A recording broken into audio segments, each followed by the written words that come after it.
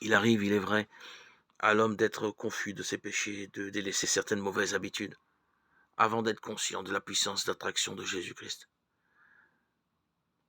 Mais chaque tentative de réforme basée sur un désir sincère de bien faire est le résultat de cette puissance d'attraction.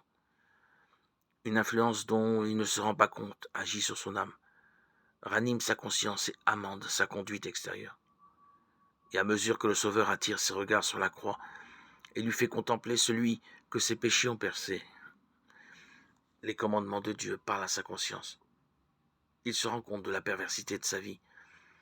Il comprend que le péché a jeté de profondes racines dans son cœur. Il commence à entrevoir la justice de Jésus-Christ et il s'écrie quelle n'est pas la gravité du péché puisqu'il a fallu un tel prix pour la rédemption de ses victimes.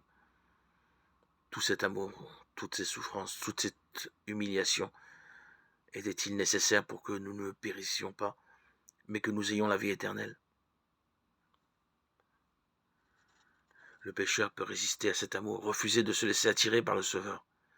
Mais la révélation du plan du salut l'amènera repentant au pied de la croix, et il comprendra que ses péchés ont causé les souffrances du Fils de Dieu.